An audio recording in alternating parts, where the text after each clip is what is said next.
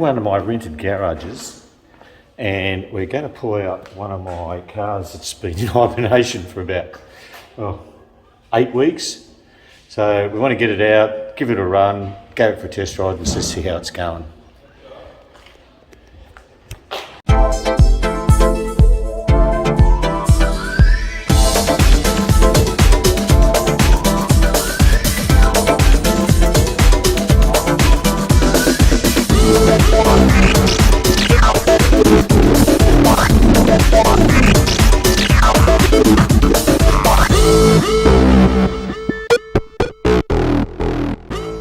I think this is the garage he's in. It's a pretty dark and dingy garage. I've got the light on. I think this key should fit it because we haven't been here for 8 weeks. Get out there. Yep, beautiful. Oh, Mr. White, I didn't put a cover on you. I swore I put a cover on you when you were in here last time. Do I have a cover to put on it? Yep, and didn't put it on it. Duh. Okay, I'll get some light going. There's no light in this garage, so we'll just have to do our own light.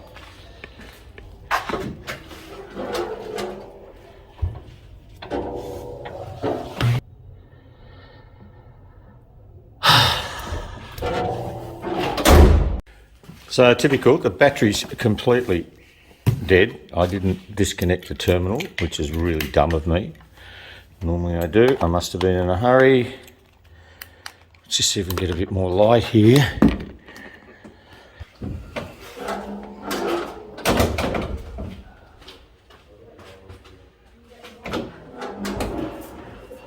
This is just ridiculous. We hooked up, ready to go.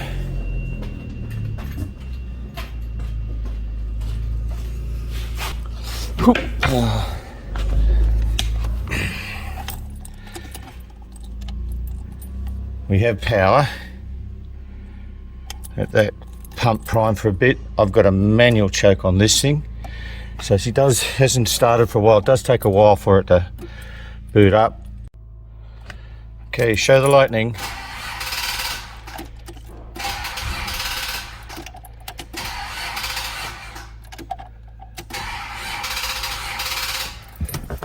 That should have enough strength to get that thing started.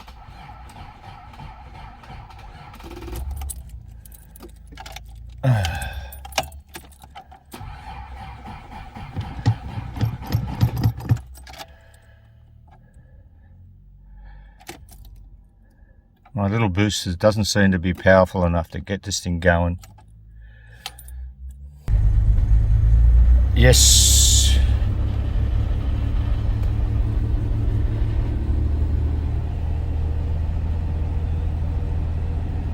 Beautiful.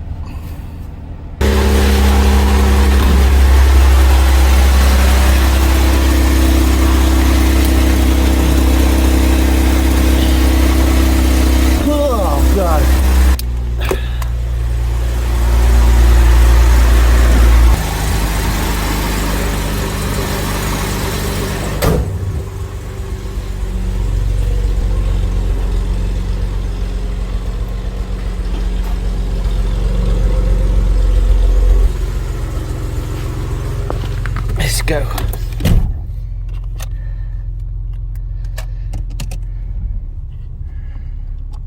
I don't know how people get in and out of this garage. Oh my God, it's a hard one.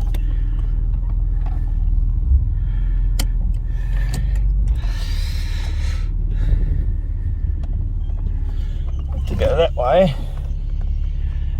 Well, that wasn't easy.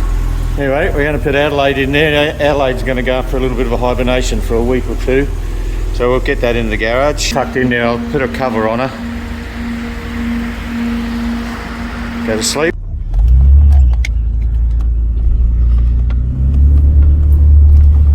Oh, light of day. First time in about 8 weeks. Isn't it up there?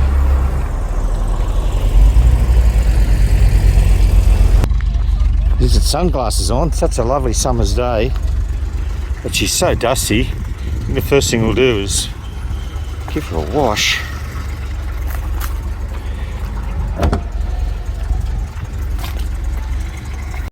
things you forget about when you put these things away. My temperature sender unit is completely knackered and she's shorting out somewhere in the sender itself, and she goes up to like overheating, but she's not. But it's something I've got to attend to because I don't want to be driving this thing too much without a temperature gauge. We'll just cause ourselves some more trouble. Well, I've just thrown some fuel in her, but I forgot that the battery was flat. I turned it off at the station, and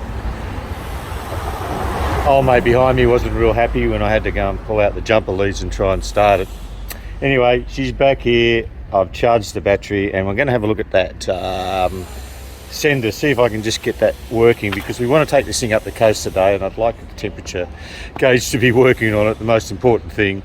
Anyway, we'll have a look at it.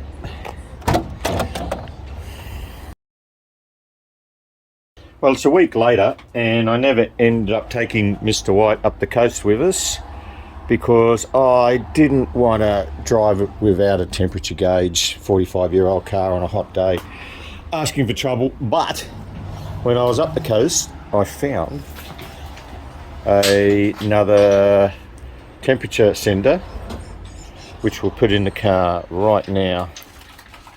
Okay, well, I put the new temp gauge in. It seems to be going up all right. We're not fully warmed yet. I think these thermostats starting to open, so she's gone down a little bit, but we'll see if she goes up to normal. Wifey's taken the XJR up, and we're going to follow her up in Mr. White. So we'll get sorted. It's going to take us about an hour and a half to get up there. Temperature sender is working okay, but I have ordered a new one because that's an old one that I pulled out of an old manifold. But it's doing its job, so we can get up there without ensuring this thing doesn't overheat. Pretty good. Even the hottest days this thing doesn't overheat. It's only got its original standard fan in it, standard radiator. You just have to ensure that all your coolants are clean and there's got good flow through that engine. This thing I bought back in 2006, so it's been my longest serving Jaguar. It got laid up a few years during the GFC. I was a little bit short on cash flow, but I didn't want to sell it, so we put it in the garage for about 2 or 3 years. Started it up regularly and did little bits and pieces. I bought it as a unrestored car, so it's been a rolling restoration since I bought it. It was a country car. It came from Goulburn, but it lived outside. While there was absolutely zero rust in any panel on the outside of the car, it had extensive sun damage with those hot Goulburn and Australian summers. It was pretty hot. So every rubber, and I mean every rubber, in this car has been replaced. Door seals, window rubbers, weather strips, everything I had to replace because they were just pretty much shot. So we stripped it all down back in 2006 and I sent it to the paint shop and had it painted, which wasn't a too difficult job because there was no rust repairs needed. And so the paint's it's 18 years old, 16 years old, and it's because she lives in a garage all its life. It's looking as good as the day it was painted. Nice job, and it's no rust anywhere in any of the panels. It's coming up pretty nice. A little bit of rust on the floors when I got it because the windscreen rubbers were leaking water, but they were resurrectable. I didn't need to replace them, just cleaned them up, and they've come up pretty much brand new. As you can see from the seats, this has got the cloth seats in it. However, they're not original. It originally came up with the Connolly leather seats, but again, because of the sun damage that this thing had for so many years sitting outside, the leather was pretty much, a lot of it was shot. Some of it's good, the back seat was good, and I was able to pick up, well, I would have preferred leather. I was able to pick up these gorgeous velour seats from another XJC mate down in Melbourne. I drove down there, and it was quite a while ago now, probably 10 years ago. Installed the cloth seats, the velour seats. While I was at it, I also put new carpet through it. I was able to score a nice set of pre-cut XJC carpets, which was pretty rare really. Now they were good, so they're in. I've also replaced all the timber at a few years back. It was all shot again because of the hot weather. And just to make a little bit more sparkle, I put these lovely chrome gauges around the instruments, which really set it off, and I really believe Jaguar should have done that in the first place, but apparently chrome was a reflection on your eyes, and it was a little bit of disturbance when driving on the road, and that's why they discontinued chrome around the gauges. So how do I compare Adelaide, my XJC V12, compared to Mr. White? Well, the only similarity between the two of them is they're both coupes. That's where you draw the line. They're completely different motor cars. Completely different. Adelaide feels far more refined. It feels more like a modern car, where I hop in Mr. White and I feel like I'm more in a 45-year-old Jaguar, which is nothing wrong with that. Mr. White's got more direct steering. It has phone's ringing. Hi. What's up? Don't take the non-connect. Why? It's stuck in it. Is it going to clear, or is it gone? Definitely. I don't think so. I'm still stuck in the ramp inside, and then joined up to all the lanes yet. Shit. I'm only going about 3 kilometres an hour. And anything on the traffic thing? Well, I can't see because I'm driving. But I do love an old school XK engine. They're they're so simple to work on. They've got such a great history, racing history, and they were in Jaguars from late 1940s right through to 1987, and I think they even made a few Daimler DS, whatever they are, with the XK engine and beyond that. So they had a pretty good lifespan. XJCs in general, as most of you know, it was only a 2-year production span from 1975 to 1977, and I think a few came out in 1978. And the figures were quite low worldwide. In Australia, I think there was roughly only about 140 6-cylinders were sold new in Australia, plus imports, and I think a lot less V12s. I think there's 53 from memories. I've got some information on, plus imports, and then there would have been a few Daimler models, 6.6s, and Sovereigns in the 6-cylinders. So they're a pretty rare motor car, and that's evident from the pricing these things are getting up to, because they're getting rarer and rarer, and the value of them, it's I'm happy they're just increasing or keeping stable. Mr. White, my original XJC, came out with Kent GKN alloy wheels, which I still have a set for it. However, I have these beautiful Daytona wire wheels, and I don't believe the wire wheels suit every car, but they seem to get away with it pretty well on the coupe, in my opinion. I think they look the part. Yeah, inside I've also had to replace the door cards because they had a lot of water damage, and you can see from the new vinyl that they don't have that press design that the originals would have come out. I've also replaced the steering wheel with this lovely retro motor leader.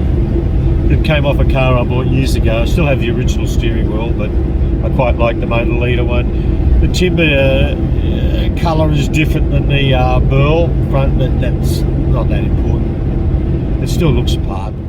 Even with the standard 15-inch wheels with the 205/70 tyres, she still goes around corners really nicely with Connie shocks.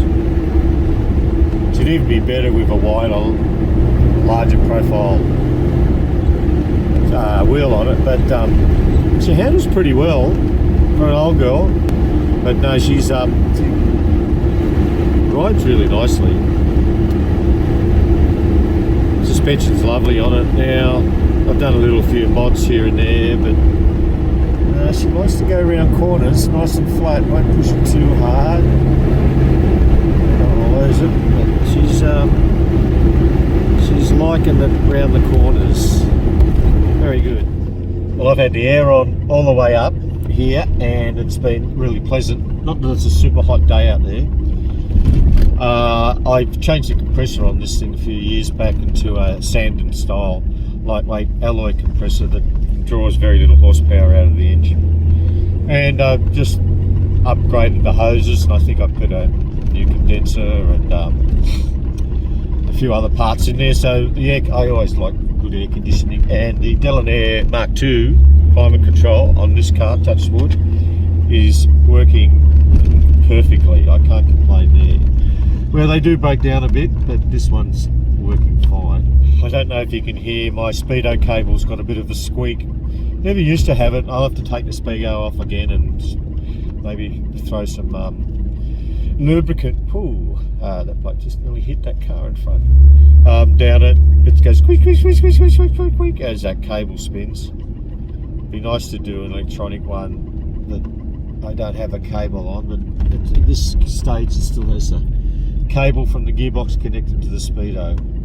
And there's a few other little squeaks. Seatbelt eye squeaks. And the rubbers on the doors, they go a bit rubbery, rubber on the windows to the doors, but all good. Well, we made it.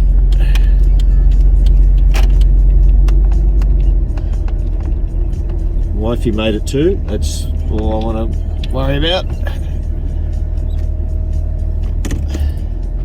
Well, there you have it. I do love my XJC, Mr. White. I've owned it for quite a while, and I don't think I'm going to get rid of it really in the near future, because she's just a fun thing to have. A few Christmas parties going on up there. It's a bit noisy. But anyway, if you like this video, just give it a thumbs up, and if you haven't subscribed, you guys know what to do, and thanks very much for watching. Catch you next time. Cheers.